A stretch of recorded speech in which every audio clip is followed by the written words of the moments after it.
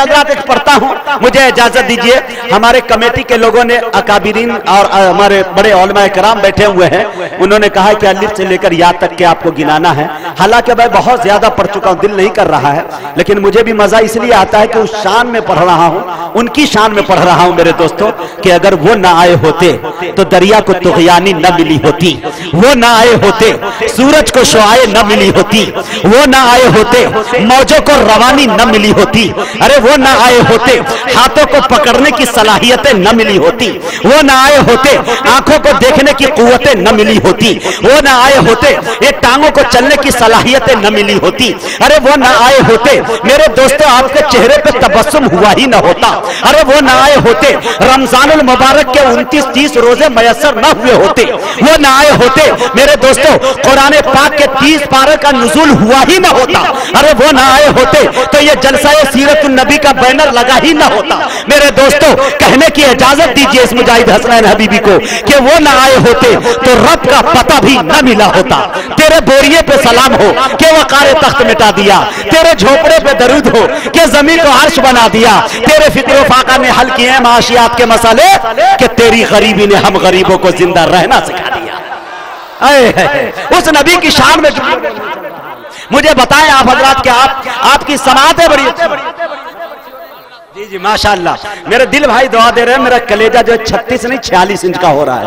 انشاءاللہ اگر یہ دعا دیتے رہے, یقین جانیے کہ ایک بات میں نے کوپا گنج کے مشاعرے میں بھی کہا گیا تھا کہ دل بھائی کے نظر میں مجاہد کی قدر و قیمت کیا ہے میں یہ نہیں جانتا, لیکن مجاہد حسنین حبیبی کی تاریخ جب بھی لکھی جائے گی دل خیر آبادی کا نام سنہرے اکچھر میں اور وہ بھی اسکرین پہ ابھر کر لکھایا جائے گا کہ مجاہد کو دل صاحب نے انگلی پکڑ کر اس لائن کے اندر چلنا سکھایا ہے. میں بڑے بھائی کا شکر گزار ہوں, اللہ ان کو عمر طویل سے نوازے. ہماری جماعت کا کافی مضبوط مستحکم وہ شاعر میرے دوستو جو کسی کے چھاتی پہ چڑھ کے سلیقے سے آزان دینے کا ہنر معلوم ان کو ہے. اچھے اچھے لوگ ماشاءاللہ, اللہ انہیں سلامت رکھے.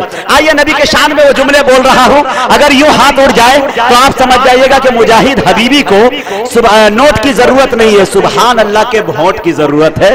اور اسی طرح سے مجھے جتائیں گے جیسے آج اپنے پرتیاشی کو جتاتے ہیں.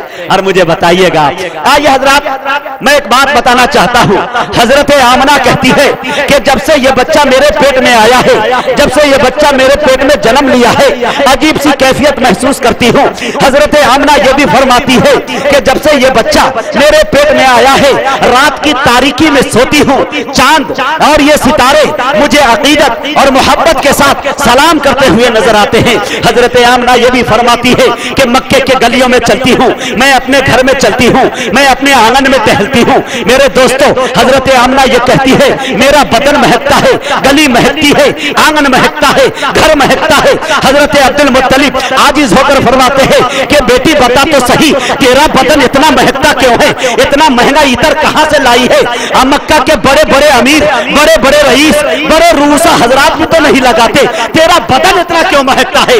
حضرت آمنہ فرماتی ہے اپنے ابا حضور سے کہ ابا حضور جب سے یہ بچہ میرے پیٹ میں آیا ہے میرے بدن کا مہکنا تو دور کی بات, گلیوں کا مہکنا تو دور کی بات, میرے آنگن کا مہکنا تو دور کی بات, میں جہاں تھوک دیتی ہوں وہ زمین خوشبودار ہو جاتی ہے. میرے دوستو اللہ نے اپنے حبیب کو پیدا کیا, سر سے لے کر پاؤں تک خوبیاں ہی خوبیاں ڈال دی, سر سے لے کر پاؤں تک خوبیاں ہی خوبیاں ڈال دی, الف سے لے کر یا تک کی خصوصیات ڈال دی. آپ دیکھتے جائے اللہ نے قرآن میں, اللہ نے الف لکھا قرآن میں, نبی کو امین بنا دیا.